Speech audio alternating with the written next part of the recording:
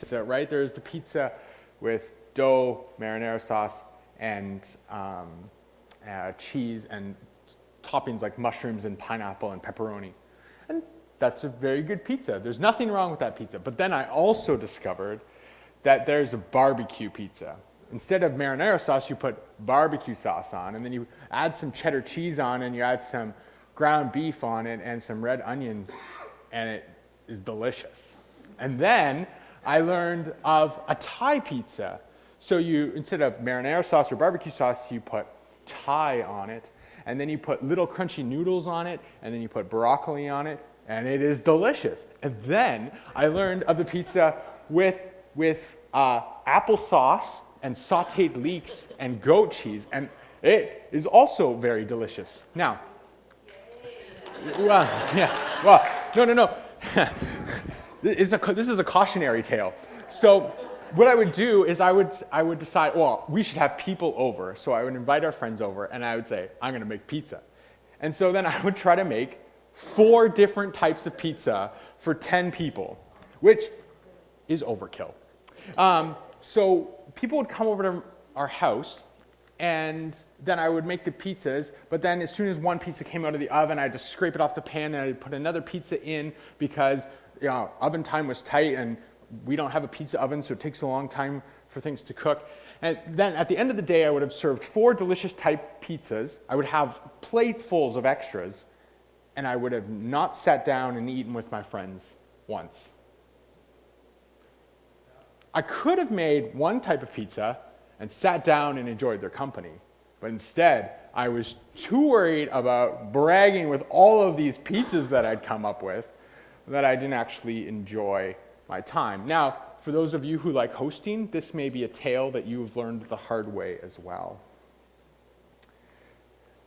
In Scripture, we have this story as well. We have this story of Mary and Martha.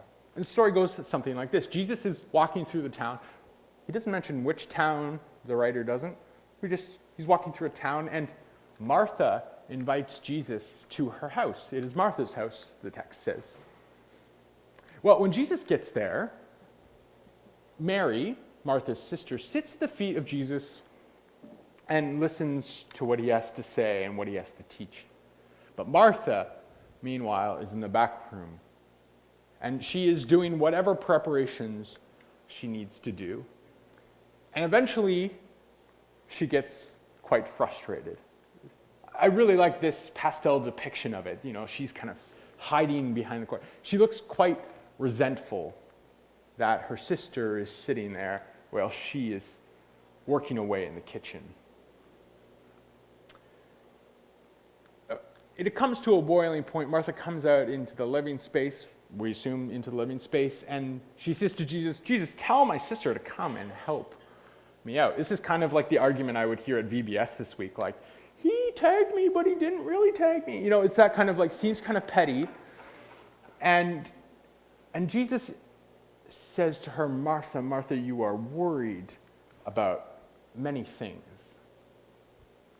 Now, in my mind, as I've been thinking about this text, I've been wondering about the tone in which Jesus says this. Does he say it with loving eyes? Is his feedback considered sage advice? I don't know. I'll leave that up to you. The way that this story has long been interpreted, and I don't think it's a wrong interpretation, is that we are supposed to be more like Mary and less like Martha.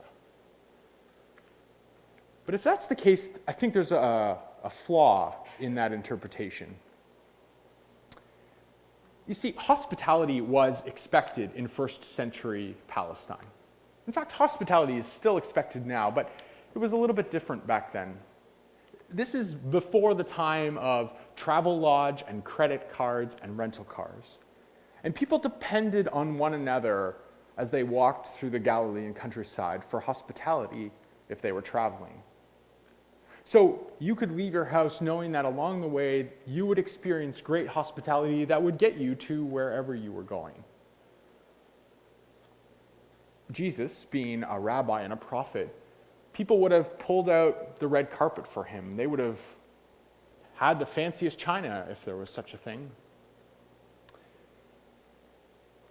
So Martha can't just stop doing the hospitality work, can she?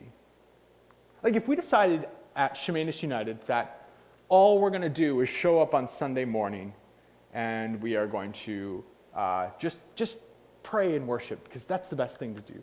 But we didn't worry about vacuuming the carpets, and we didn't worry about washing the windows, and we didn't worry about fixing the roof whenever it leaked, and we didn't worry about taking out the compost. This church would probably become quite gross in a short period of time. So it's not like we can stop doing the work. So I think this story hinges on this very important distinction Jesus makes. You are worried and distracted about many things, he tells Martha. Martha, Martha, you are distracted and worried about many things.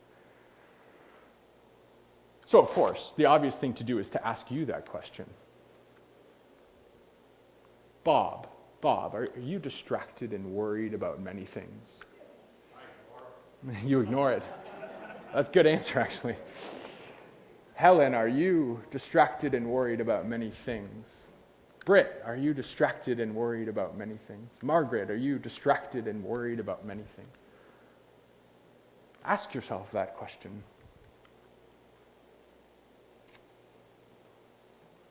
So, the other day I went online, found a list. What do you think people worry about the most in this world? Money? Okay. Health? Relationships, getting old. Marjorie wins the prize for the most worried about thing. So here's just a quick survey of it. The area that they live in and the crime levels associated with it. Their pets' health, number 19. Is my dress sense good? Meeting your work targets. Whether or not you're a good parent. You're worried about somebody that you've had a falling out with, whether or not you found the right partner or the partner that you have is right for you, whether or not your partner still loves you, whether or not you are attractive, worrying about finding a new job, or that you seem to be unhappy, worried about paying, this is number 9, paying rent or mortgage, worried about your physique, worried about wrinkles or aging appearance. Number 6, job security. Number 5, credit card debts. Number 4, your diet. Number 3, low energy levels. Number 2, savings and your financial future. Number 1, getting old. Are you distracted and worried about many things? The definition of worry is that you dwell on possible problems. And I think the emphasis there is dwell. If we ran a day camp at Chemainus United Church but didn't think about plan C, D, and E, then we would be really terrible at running a day camp. Because when you're running a day camp, all sorts of things happen. Of course, we need to think about some of the things that could go wrong. But if we spent our whole time just worrying about the things that can go wrong, well, maybe we're missing something greater that's going on. Now, interestingly enough, Jesus had a lot to say about worry. Lots in the Sermon on the Mount, in fact. He said, "Therefore I say to you, do not worry about your life, what you will eat or what you will drink, or about your body, what you will put on. Is not life more than food, and the body more than clothing? Or which of you, by worrying, can add 1 cubit to their stature?" Like cubit being a unit of measurement. Who by worrying can grow taller, be better? So why do you worry about your clothing? Jesus says, "Consider the lilies of the field, how they grow. They neither toil nor spin." Or my favorite, "Therefore, do not worry about tomorrow, for tomorrow will worry about its own things." Telling people not to worry is like telling people not to breathe. If you are a worrier, this comes so naturally to you. And Jesus commands to not worry, or like, yeah, right. Like, that's never going to happen. So maybe we just turn it on its head. Maybe instead of saying, don't worry, maybe we say something else. Maybe we say, switch your focus. There's this great line in Philippians. Whatever is true, whatever is honorable, whatever is just, whatever is pure, whatever is pleasing, whatever is commendable. If there's any excellence and anything worthy of praise, think about these things. Whatever's true, honorable, just, pure, excellent, or praiseworthy, think about these things. Maybe change your focus. So let me give you an example. We took the VBS kids out into Waterwheel Park, and we were trying to teach them a number of different spiritual practices throughout the week. Things that they could do at home with their families to help center themselves.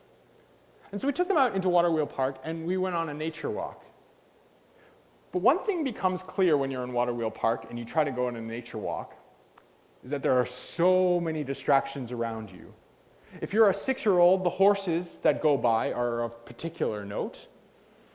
But there's also noise that's coming from the lumber mill, and there's cars all the time, and there's tourists who are taking pictures of our day camp, which was weird. And there's so many things to be distracted by. But once we could concentrate just a little bit, we began looking around and seeing some really beautiful parts of Waterwheel Park. If you started by just looking up at the sun coming through the trees, it was beautiful. And one kid noticed a crow that was just sitting there, and it was cawing, and you could only hear it if you drowned out all the other noise, if you paid attention to the crow.